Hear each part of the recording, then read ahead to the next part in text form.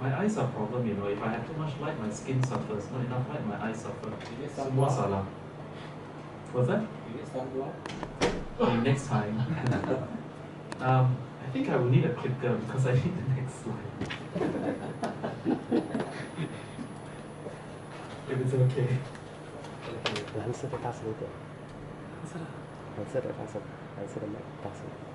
Got battery, right? Okay. Okay, thank you. Okay, people. Okay.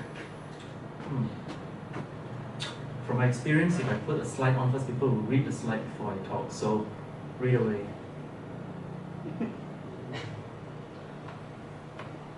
Okay, okay. You know, on this day, in 1957, you're still reading, go ahead. Oh, good. Okay, Badan Muka. On this day, in 1957, the Federation of Malaya gained independence from the British.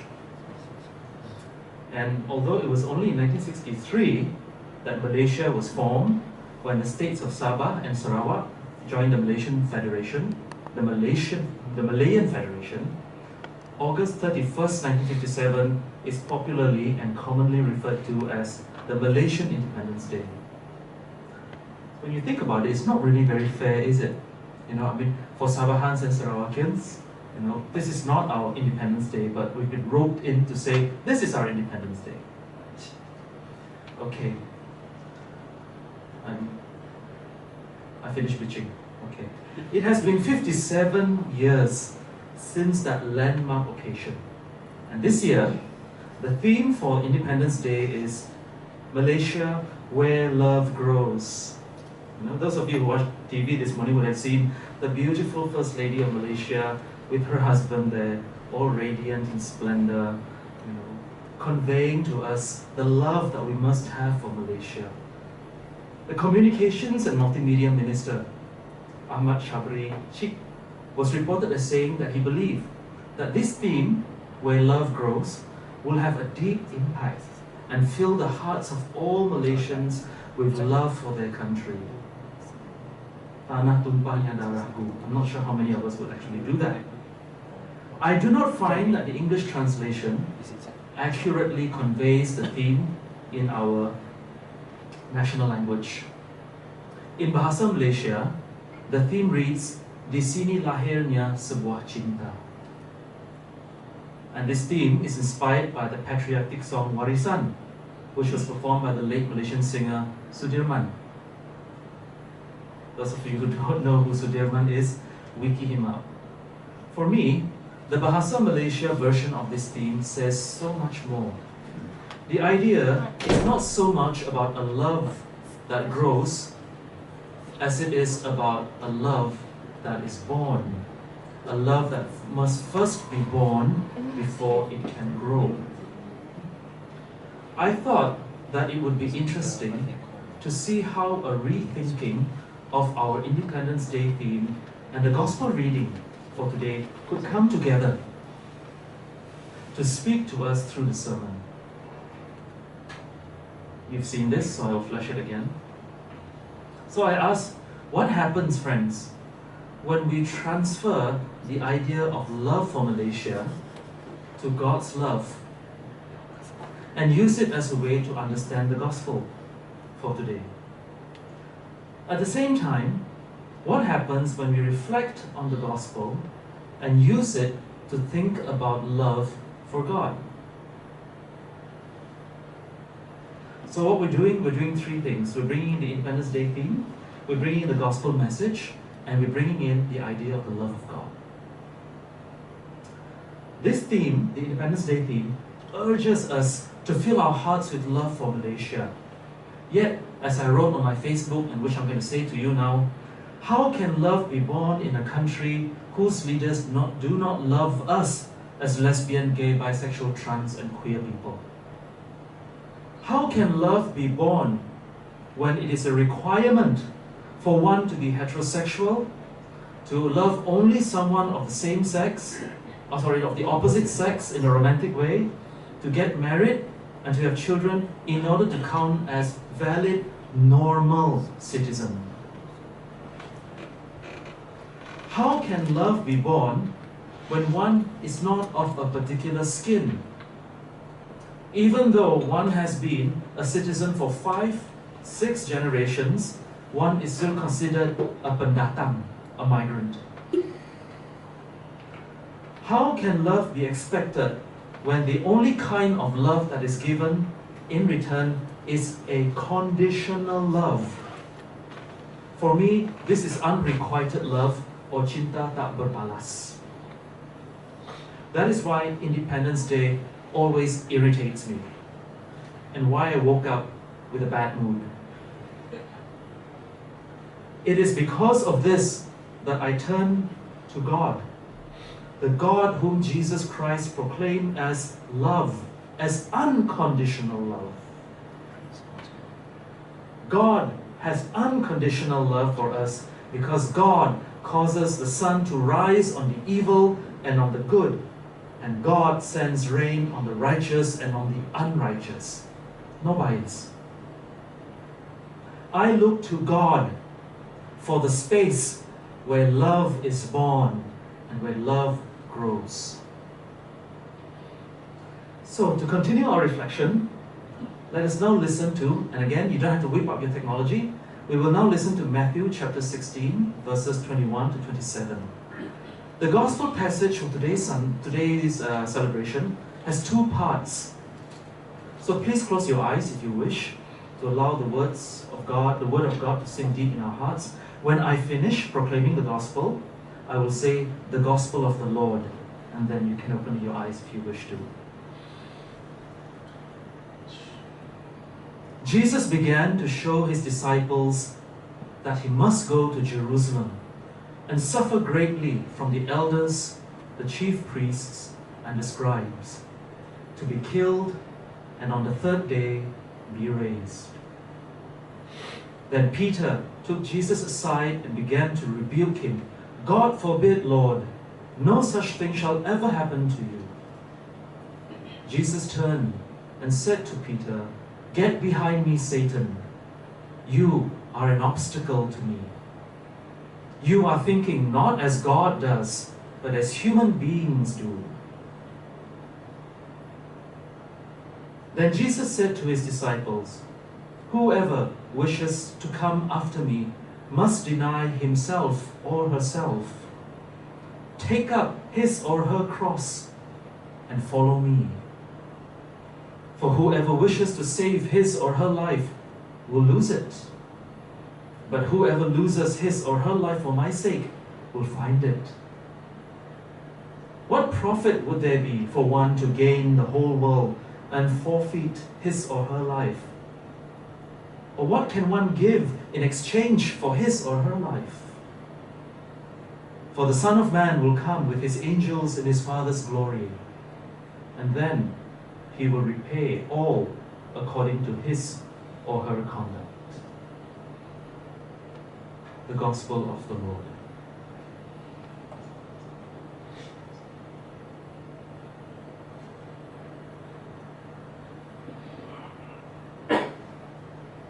Friends, I think it is very important for us to remember one thing first as we continue in our sermon.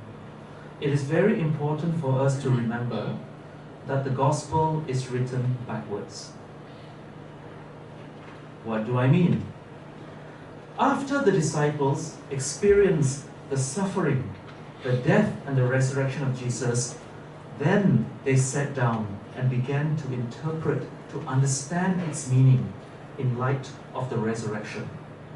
In simple words, their experience of the resurrection of Jesus helped them to understand the birth, the life, the words, and the sufferings of Jesus. So it's like, forgive me, my friend, but I will have to use you. Like Jason and I are partners, right? Oh. And, you know, we live together. Let's say we have a 30-year relationship.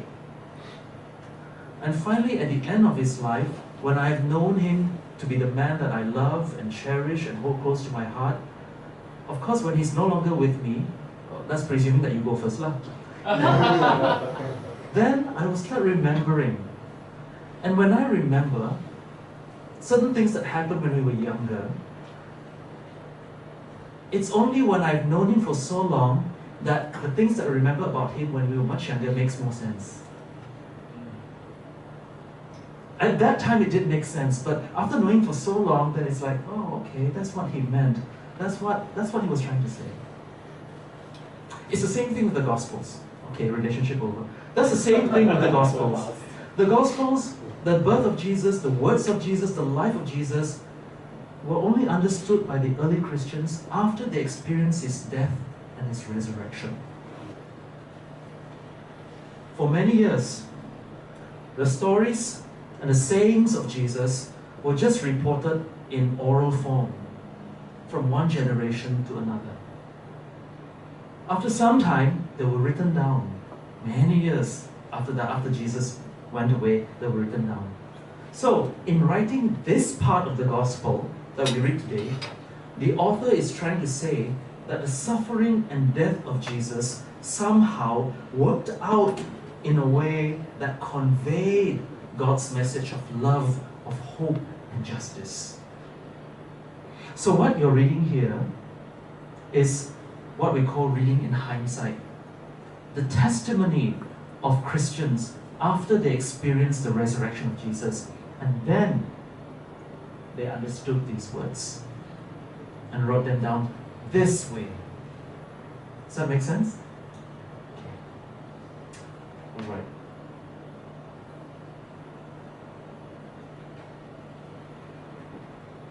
In the first part of this passage, the author of the Gospel of Matthew has Jesus talking about his suffering, death, and resurrection. Peter feels disturbed. You can't see? Okay. Peter feels disturbed by the prediction of Jesus that he will die, and tells Jesus that he hopes it will not happen. You know, it's actually a very kind gesture on the part of Peter. He feels tense. He knows Jesus feels tense, so he wants to make the situation less tense. But Jesus makes use of Peter's response to deliver an important message that the way Peter thinks is not in line with the way that God thinks. Jesus uses a word that many of us think as harsh. You know, this is a full story. When I was working among the Bidayu Christians in the kampongs in Sarawak, sometimes the mothers would complain to me about their children, about how naughty their children were. They would refer to me, they would refer their children, well, when they were complaining about the children, they would refer to their children as anak setan. I would laugh and say, if your child is Satan's child, then you must be Satan. We would all laugh, and I would assure them that this is just how children are. And I would tell them, stop feeding your children too much sugar, because then they become hyperactive, and then you susah. But the fact remains that the word Satan is frequently used to denote someone who is evil. But this word is used in a very different sense in today's gospel reading.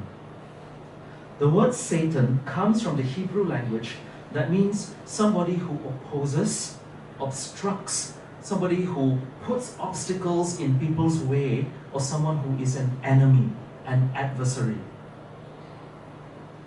So when Peter is called by Jesus as Satan, he does not mean that Peter is evil.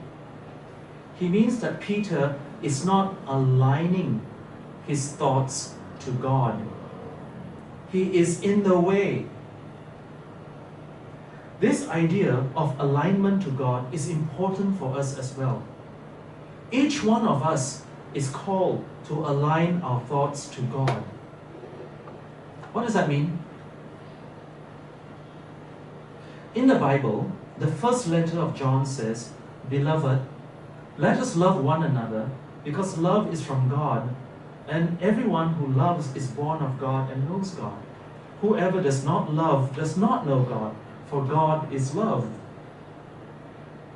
If God is love, then to align our thoughts to God is to align ourselves to love. And to align ourselves to love is to align ourselves to God, because God is love. But what is love? Who the hell knows? Oh, love is such a tricky, difficult, and ambiguous word. What does it mean for us to love and not to love? When I was doing my research, some of you know that I was doing research on gay men, and I interviewed some people, and I asked one man, when was the first time you fell in love? He said, I don't like that word, fall in love. It's like you trip over something, you fall into this hole called love. And he said, I don't know what love is. I know what I do when I love somebody, but I don't know what love is. And I thought, yeah, you're right. How do we express love if we don't do love? But friends, in order to align our thoughts to God, to love, in practical ways, let's learn more from Jesus. In the second part of the gospel passage, we listen to how Jesus tells his disciples that if they want to be his disciples, they must deny themselves, take up their cross, and follow him. We hear that all the time. This part of the gospel about denying oneself, taking one's cross, and following Jesus is so popular. It is used very often to pacify people who are suffering. It is often used to make people who suffer feel better. So I'm a little bit careful about this.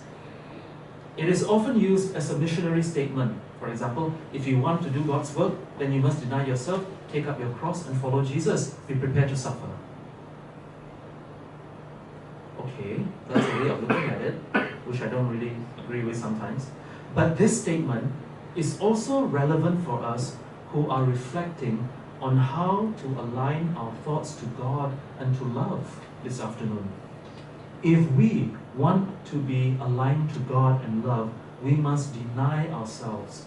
And what does that mean?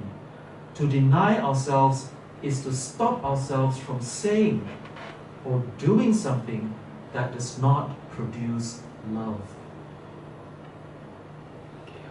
To take up our cross and follow Jesus is to imitate the example of Jesus, whose every word and every action was based on love. Friends, if what we do and say do not promote love, but instead promote disunity, hatred, and suspicion, what we say and do are not in alignment to God. That's how we know whether it is love or not. Sometimes, I know I do, God help me, sometimes we hang on very strongly to a particular way of thinking and acting. We are so intent on holding on to the ABCs of life as we know it. Of course we do. We are human beings who need security. For many years, you and I have built our security and our survival around a particular way of thinking and doing things. Right or not? On many occasions, we have found it necessary to bring the world to its knees, to bow to us, to negotiate with the world so that the world makes sense to us, to make the world fit into our idea of how we should live. And so we hold on to our ideas and actions with a very tight grip. There is absolutely nothing wrong with that. But I say, as the door closes gently, but are the ways we think and act always and necessarily in alignment to God at all times?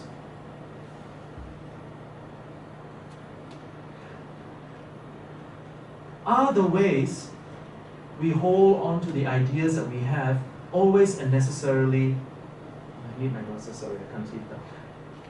Are the ways we think and act always in alignment to God? You know, Sarawakians can be very racist, sorry. Sarawakians, are these Sarawakians?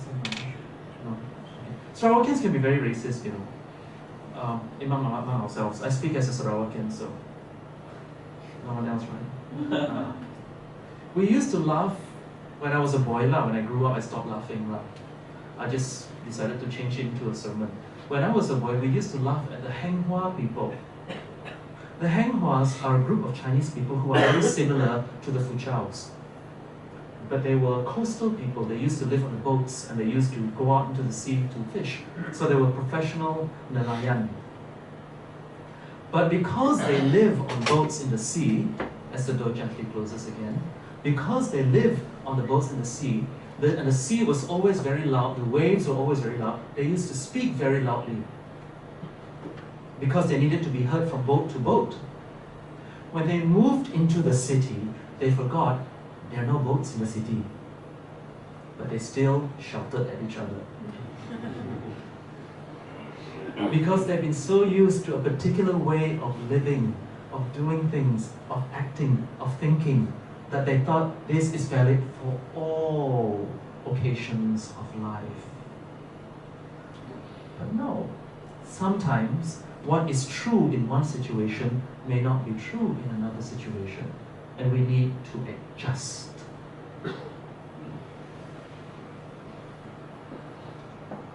So, do the ways we think and act always produce and promote love? At various times in our lives, we need to step back, think and apply the words of Jesus to our words and actions. Each one of us needs to ask himself or herself, in wishing to save my life, am I actually losing it? In wishing to save my face, the way I do things, am I actually losing myself?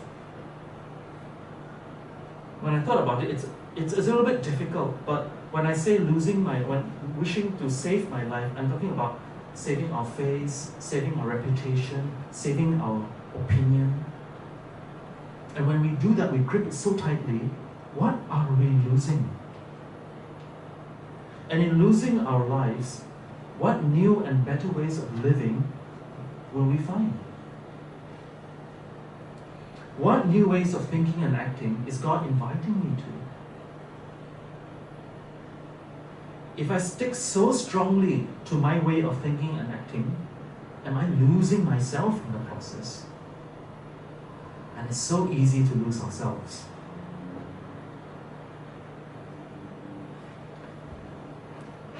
It is very easy to lose ourselves. If I stick so strongly to my way of thinking and acting, does it produce love? Does it promote love? So my friends, to finish up, what does it mean for us to be in alignment to God? What does it mean for us to love in practical terms?